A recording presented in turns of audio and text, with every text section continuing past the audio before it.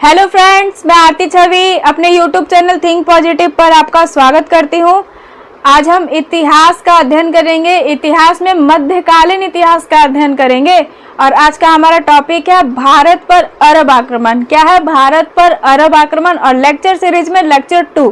दोस्तों, मेरे ये जो लेक्चर 2 है इसको समझने से पहले लेक्चर 1, मेरा जो लेक्चर 1 है उसको जरूर देख लीजिएगा, तभी जा करके आपका जो है लेक्चर 2 का कॉन्सेप्ट क्लियर होगा। नहीं तो आपका ये जो टॉपिक है भारत पर अरब आक्रमण, ये टॉपिक आपका क्लियर नहीं हो पाएगा। इसलिए लेक्चर 1 देख लीजिएगा, उसके बाद लेक्चर 2 को समझ लीजिए, फिर आपका ये जो टॉपिक है ये अच्छे से आपको समझ में आएगा। तो चलिए दोस्तों, शुरू करते हैं। टॉपिक है भारत पर अरब आक्रमण। हाँ, सिंध पर अरब आक्रमण का इतिहास। सिंध पर अरब आक्रमण का इतिहास। अरब जो है सिंध प्रांत पर आक्रमण करते हैं, तो उसका इतिहास चलिए हम लोग जानते हैं।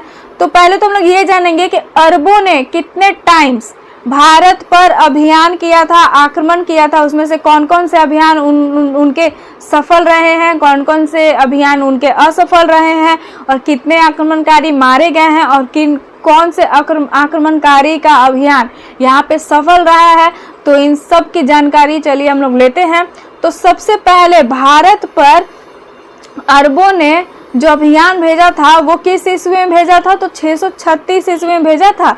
636 ईस्वी में खलीफा उमर के समय में बंबई के निकट थाना के लिए पहला अभियान भेजा गया, किंतु असफल रहा। इस लाइन को समझ लेते हैं कि 636 ईस्वी में अरबों ने पहला अभियान भेजा था। किस ईस्वी में अरबों ने पहला अभियान भेजा था? तो 636 ईस्वी में। किसने भेजा था? तो खलीफा उमर ने भेजा था। और भारत के किस जगह पे भेजा था? तो बंबई के निकट थाना के लिए पहला अभियान भेजा गया था। और ये जो अभियान है वो असफल रहा था। पहला जो अभियान अरबों ने जो भारत पर किया था वो अभियान क्या रहता है? असफल रहता है। दूसरा, 644 ईस्वी में दूसरा अभियान खलीफा उस्मान के समय में अब्दुल्ला बिन उमर के नेतृत्व में स्थल मार्ग के माध्यम से मकरान के पश्चिमी सिंध में किया गया। उमर ने मकरान और सिंध के शासकों को पराजित करने के बाद भी सिंध को अपने राज्य में शामिल नहीं किया। चलिए इसको समझ लेते हैं कि जो अगला जो अभियान भेजा गया था वो 644 ईस्वी में भेजा गया था। किस ईस्वी में भेजा गया था? तो 644 ईस्वी में भेजा गया था। और किसने भेजा था? तो खलीफा उस्मान ने भेजा था। और किसके नेतृत्व में भेजा गया था दूसरा अभियान अरबों द्वारा भारत पर? तो अब्दुल्ला बिन उमर के नेतृत्व में भेजा गया था। फिर से समझ लीजिए कि दूसरा जो अभियान भेजा गया था वो 644 ईस्वी में भेजा गया था। और किसने भेजा था? तो खलीफा उस्मान ने भेजा था।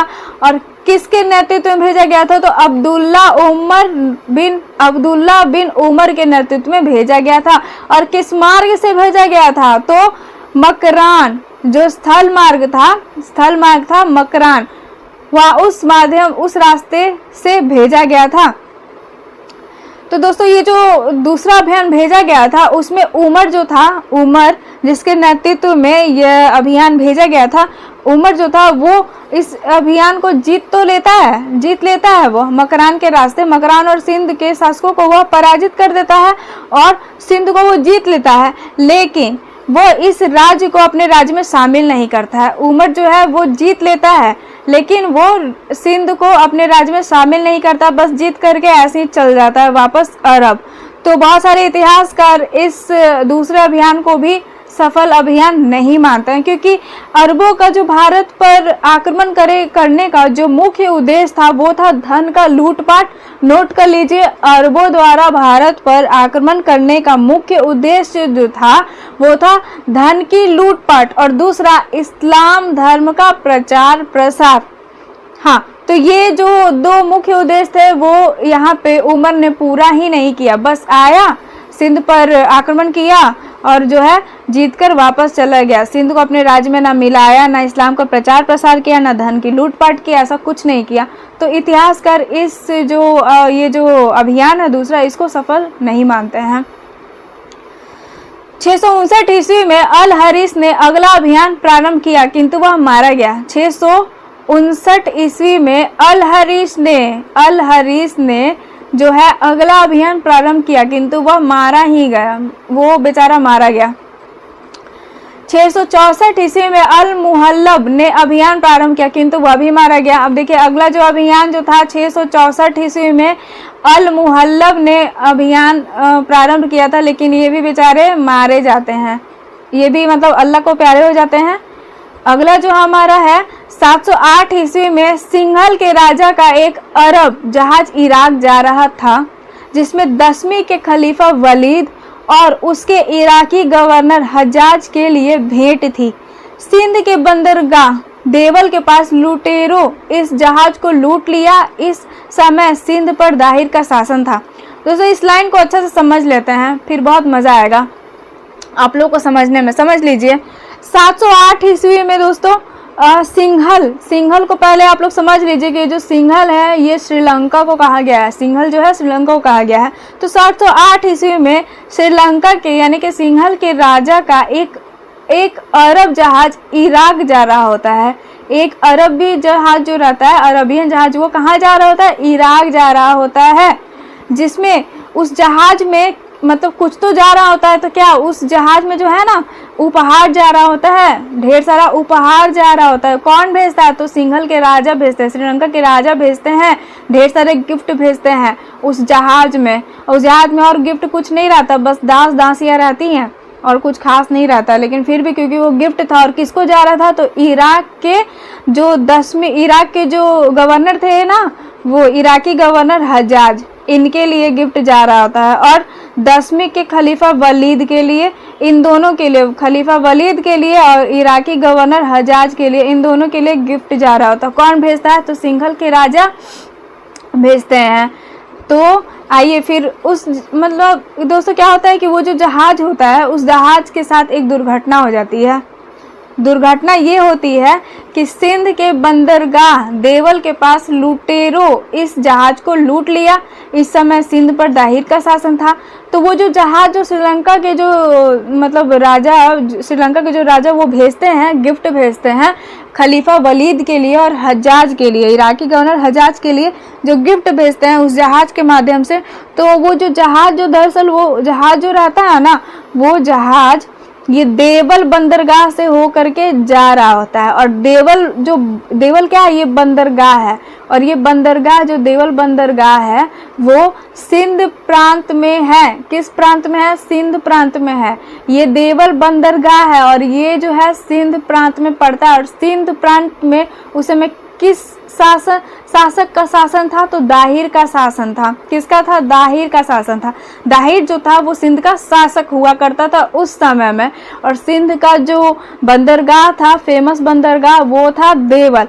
तो जहाज जो था ना वो इसी देवल बंदरगाह के रास्ते इराक जा रहा होता है। ये है जहाज, मान लीजिए ये जहाज है, ये देवल के माध्यम से ऐसे जा रहा है।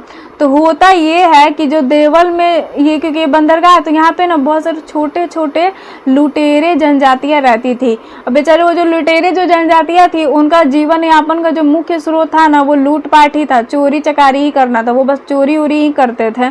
जो भी यहाँ से जहाज वहाज जाते थे उसको लूट लेते थे और फिर उसी को चलाते थे, अपना खाते पीते थे, जीवन यापन करते थे। उनका जीवन यापन करने का जो मुख्य सोर्स था वो लूटपाट ही था। तो यहाँ से जो जहाज जाता है उसको मतलब कि ये जो छोटे मोटे जो जनजाति है जो देवल बंदरगाह पे अपना जीवन चलाती थी, वो उस जहाज को लूट लेती थी। तो लूट ली, बस क्या हुआ कि जो इराक के जो गवर्नर थे ना हज्जाज, इराक के जो गवर्नर थे हज्जाज, ये क्या करते हैं, ये सिंध के जो शासक रहते हैं दाहिर, इसको बोलते हैं कि देखो ऐसा है, हमारा जो जहाज जो तुम्हारा जो प्रांत की देवल बंदरगाह से होकर जा रहा था, तो ये इसको ना वहाँ के जनजाति लूट ली है, तो तुम हमारी मदद करो और उन जो छोटे मोटे जो जनजातियाँ हैं उनको जाकर के दंडित करो। तो दाहिर रिप्लाई करता है कि ऐसा है, मैं इसमें आपकी मदद नहीं कर सकता हूँ, जहाज जो है वो आपका था तो मैं इसमें कोई मदद नहीं कर सकता हूँ। और वहाँ पे एक ही नहीं ढेर सारी लुटेरी जनजातियाँ वास करती हैं, तो मैं उन लोगों से क्यों दुश्मनी मोल लूँ। आप जाइए, आपकी जहाज है, आप जाइए, आप उनसे दुश्मनी मोल लीजिए, मुझे इसमें नहीं घसीटे, मैं सॉरी, मैं इसमें आपकी कोई मदद नहीं कर सकता, यह सब बोल देता है। दाहिर जो है हज्जाज को ऐसा रिप्लाई कर देता है। तो हज्जाज जो है वो अब देखिए, वो अब दाहिर के इस रिप्लाई से गुस्सा हो जाता है। और इतना महान ये था कि ये खुद इन लुटेरों से मतलब कि क्योंकि इनके ही लिए ही गिफ्ट आ रहा था, तो ये उन लुटेरों से बदला लेने के बजाय ये उल्टा अपने ईगो में आकर के दाहिर से बदला लेता है कि आखिर इसने मेरी मदद क्यों नहीं की, और इसको बस बहाना चाहिए होता है। क्योंकि ऐसे भी अरबों का जो मूड बन गया था, अरबों का तो वैसे ही मूड बना हुआ था भारत पर अटैक करने का, तो बस ये मौका उन लोग का तत्कालीन मौका था जो उन लोग को मिला था आक्रमण करने का। तो बस हज्जाज ने क्या किया, हज्जाज ने लुटेरों को दंडित करने के लिए दाहिर को संदेश भेजा, किंतु दाहिर इनकार कर दिया।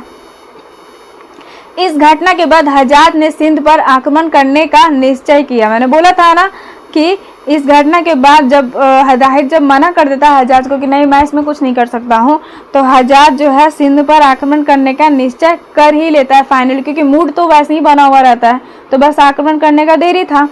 तो 711 ईस्वी में उबैदुल्लाह के नेतृत्व में अभियान भेजा, किंतु यह असफल रहा और उबैदुल्लाह मारा गया। तो अब क्योंकि जब दाहिर पर आक्रमण करने का हज्जाज का मूड बन गया था, तो हज्जाज ने पहला आक्रमण जो है 711 ईस्वी में भेज दिया। 711 ईस्वी में भेज दिया, किसके नेतृत्व में, तो उबैदुल्लाह के नेतृत्व में भेज दिया अभियान। लेकिन ये जो अभियान रहता है वो असफल रहता है और उबैदुल्लाह बेचारे ये क्या हो जाते हैं, ये मारे जाते हैं।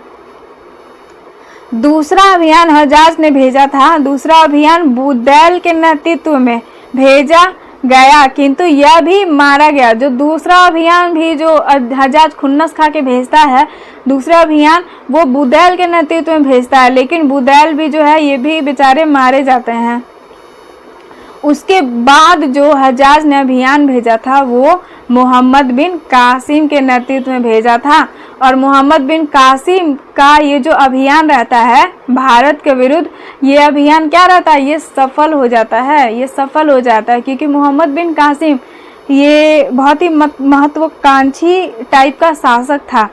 तो इसने हज्जाज का बदला पूरा किया और सफल रहा, इसलिए अपने आक्रमण में सफल रहा। भारत पर वह आक्रमण करता है, भारत के सिंध प्रांत पर आक्रमण करता है, वहाँ का जो राजा था दाहिर उस पे आक्रमण करता है और दाहिर को दंडित करता है, उसको बंदी बनाता है, और बंदी बनाने के साथ उसको उसे ढेर सारा उसका शोषण करता है, उसको यातनाएं देता है और उसे ढेर सारा धन ले करके अरब में लेकर के चल जाता है। और साथ ही उसका जो मुख्य उद्देश्य था धन की लूटपाट तो करता ही करता है, और दूसरा जो उसका मुख्य उद्देश्य था इस्लाम का प्रचार प्रसार करना, वह भी करता है।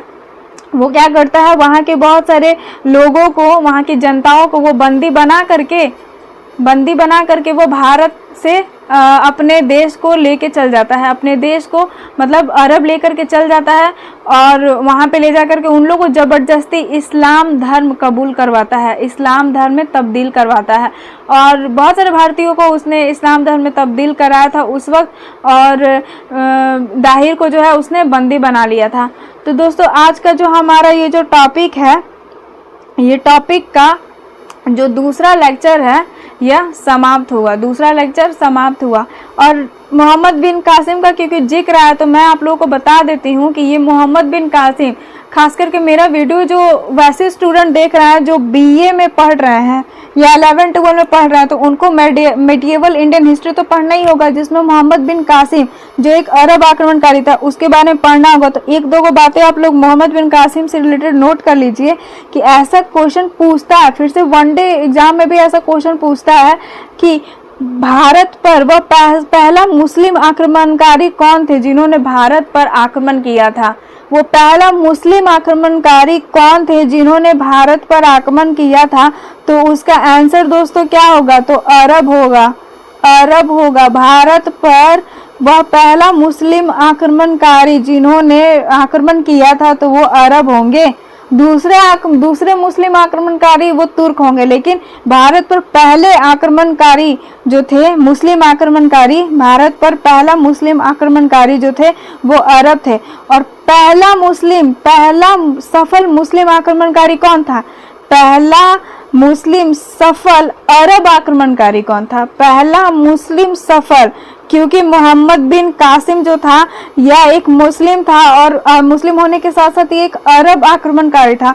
तो पूछा जाता है कि पहला मुस्लिम अरबियन सफल आक्रमणकारी कौन था? तो मोहम्मद बिन कासिम था, मोहम्मद बिन कासिम। क्योंकि इसके पहले बहुत सारे मुस्लिम अरब आक्रमणकारी भारत पर शासन करते हैं, मतलब अभियान करते हैं, लेकिन वो सफल नहीं होता है। लेकिन मोहम्मद बिन कासिम यह एक पहला मुस्लिम अरबियन मुस्लिम आक्रमणकारी था जिन्होंने भारत पर आक्रमण किया था और यह सफल भी होता है।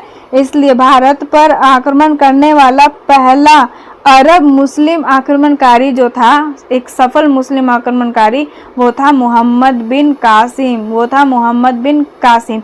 तो मोहम्मद बिन कासिम से ये क्वेश्चन पूछता है जो मैंने आपको बताया कि वो पहला मुस्लिम आक्रमणकारी, सफल मुस्लिम आक्रमणकारी जो कि अरब था, वो मोहम्मद बिन कासिम था जिन्होंने भारत पर आक्रमण किया था और सफलता हासिल की थी। और अपने उद्देश्यों में भी ये लगभग सफल रहा।